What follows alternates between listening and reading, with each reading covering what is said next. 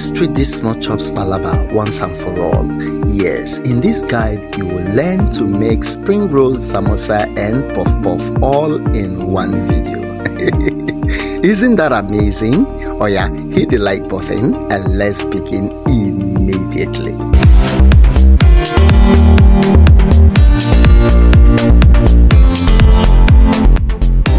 Here is the overview of the ingredients you will need for both samosa and spring roll sauce. In case you're new with the small chops making, don't worry, I will introduce and differentiate the ingredients as we proceed in the video. Over here is the already prepped ingredient for spring rolls, which has been scraped, washed and diced into a longer strips shape like this. Yes, that's for the spring roll. For the samosa, I chopped them into cube shapes just like this, and you can see we are not using cabbage over here but Irish potato instead for the samosa. Now to my pan, I'll add some vegetable oil as we begin with the making of the spring roll sauce. My onion comes in and stir fried until translucent. Add the green beans and carrots and continue to stir fry. Now to create a base for other ingredients, I go in with some water. Stir and begin to add my seasoning. At this point, feel free to make choice of your seasoning and spices. I added Cameroonian pepper, ginger and garlic powder. Now once the vegetable is a bit softer in texture, then you go in with your cabbage. Mix and allow the cabbage to soak in the rest of the ingredients. Now listen, spring roll sauce is simply vegetable stir fry in oil and spices.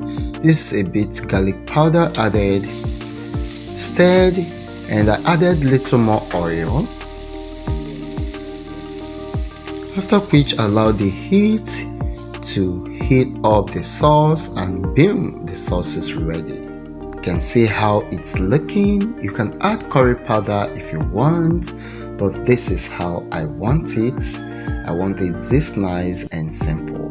So we're gonna take this off the heat as we go to the next step. Now let's do the samosa sauce. To the same pan, I'm gonna add my oil, onion, green and yellow pepper and mix to combine. Then I go in with my minced meat. Now if you don't have a meat mixer, you can slice your meat into tiny portions. Just chop them up into a little portions like this and you get your minced meat. At this point, I add little water and begin to add my seasoning and spice. Firstly, I added my seasoning cube, which is of the chicken origin, Cameroon pepper, and stir fry for a while. Now you have to cover your pot and allow your meat to cook till doneness to permit nutrient penetration round about the meat. Of course, you know what the aroma in this place will look like at this point. So just stir fry and add the rest of my vegetables, which is the carrot and the Irish potato. You can also adjust your seasoning after testing, then allow to cook until the vegetable is softened a bit. Then your sauce is ready. Now set it aside as we move into the third step. The third step is simply the mixing of the spring roll and samosa wrapper. That is the sauce you have made already, what you are going to use to wrap it, okay? So to a bowl, I'm gonna add a cup of flour and a tablespoon of sugar. The sugar is quite optional, but I love to add it for a hidden sweetness. About 2 pinches of salt, 1/4 tablespoon of a garlic powder. Yes, which is also optional, but I add it for an intense flavor. Then I add 3 tablespoons of vegetable oil. Mix to combine and go in with some water and mix until a dough is formed.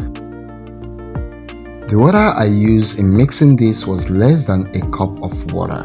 Just ensure to add your water bit by bit until a hard dough is formed. Please, it must be a hard dough, otherwise you will have problem along the line. So after mixing, I'm gonna allow this to rest for a while. You can put it in your refrigerator for about 20 minutes. But I left mine till the next day because I was very busy. Now the fourth step is the puff mixing.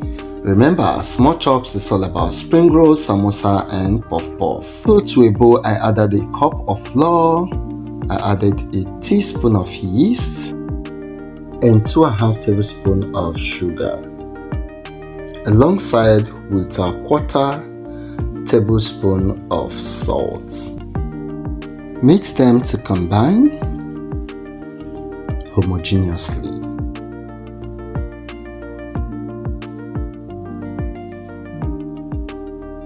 After mixing, I'll be adding my warm water.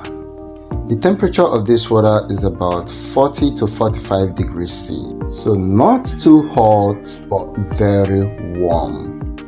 Now let me share a secret with you. If you must make a very nice puff, especially the one that doesn't soak oil, so soft and fluffy, then you must not add too much water, okay? Just a little bit of water to form a very thick paste is what is needed. So I tested and oh my god, it was very nice. Also, adding enough sugar to your puff contributes to the soft and nice texture. I'm gonna cover this and allow to rise up for about 15 to 20 minutes before the frying process. Meanwhile, let's work on our dough. Yes, I mean the samosa and the spring roll dough, the one we placed in the fridge. So I'm gonna bring it out, sprinkle some flour and divide it into 6 different portions. Flatten each of every one of them. Because the dough is very sticky now, I'm gonna be using some flour as a sprinkle to ease the job. Once a successful job is well done, then we're gonna add some oil on the surface of each of every of the flattened dough. Allow the oil to go through all the surface area of the flattened dough. Yes, this process is called dough greasing. It will aid separation of dough. Yes, you understand what I mean as we go. After greasing, I added some sprinkled flour and allowed 2 surfaces of the grease area to entangle to each other. Yes. After which, I greased the surface of the overlay and sprinkle some flour and then overlay again. I'll be having 3 layers. Yes, just like so. I'm gonna lock up the edges by tilting round about the dough and then expand with the help of my rolling pin. Yes. And be careful not to over expand your dough above the size of your pan. And if you don't understand, don't worry, you will get it in a while. After expansion, I heat up my pan and then begin to add my dough. You can always cross flip on both sides for even heat penetration. You can see I almost expanded my dough above my pan. This is not good at all because it will give you a rough wrapper. But anyway, please bear with me. Once the heat penetrates the dough and the dough becomes stiff, you can separate. Yes, look at it. But you have to be very careful so you don't burn your hand because everything is very hot. You can see how I'm running helter-skelter. Once you're done with the wrapper separation, then it's time to cut the wrapper to the desirable shape and size. So for samosa, we divide each of the wrapper into 4 equal sizes. You can choose to cut them collectively or individually.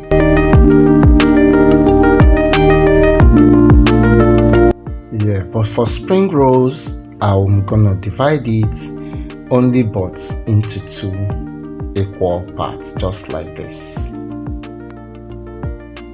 Mix little flour and water in a plate, and we'll be using it later as a gum to wrap our samosa and spring roll. Okay, now to wrap is very simple. Just fold the dough with the help of the gum in such a way that it forms a cone. Fill in your sauce and then cover completely. You can always use your thick paste to seal it up. Yes, just like so. So we're gonna try that again. For the samosa, I use the meat sauce filling, and for the spring roll, I use the exclusive vegetable sauce. Simply fill in my sauce in the cone already formed and cover completely. For the last time, form your cone, add in your meat sauce samosa, and then cover completely. You can see how easy it is for samosa. Now for spring rolls, bring out your wrapper and add in your sauce. Simply fold one edge like so. Yes, and fold the other edge like so, and then fold till the end.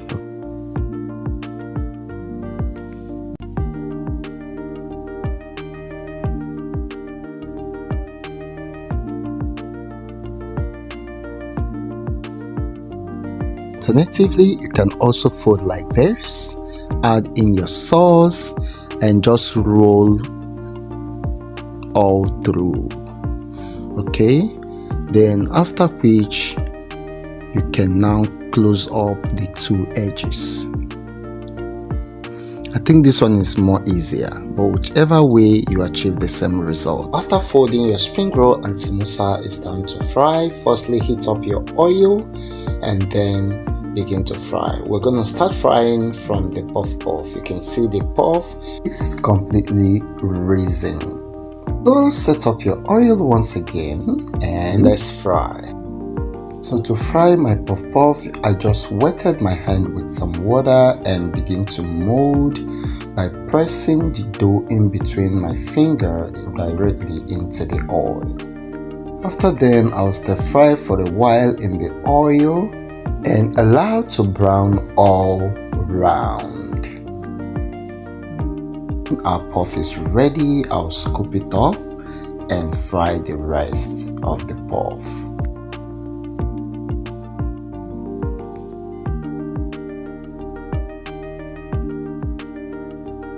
Now the next step is to fry the samosa and the spring roll. Make sure you fry at a medium heat, and as soon as it is golden brown, remove it, and then your stuff is ready. Wow, just take a look at this puff, man. You need to taste this. It was so nice. So the puff, the spring roll, the samosa, these are what makes up the small chops. I hope with this video you can confidently buy your materials and make and level up your small chop skills. The ingredients are simple and the procedure is straightforward.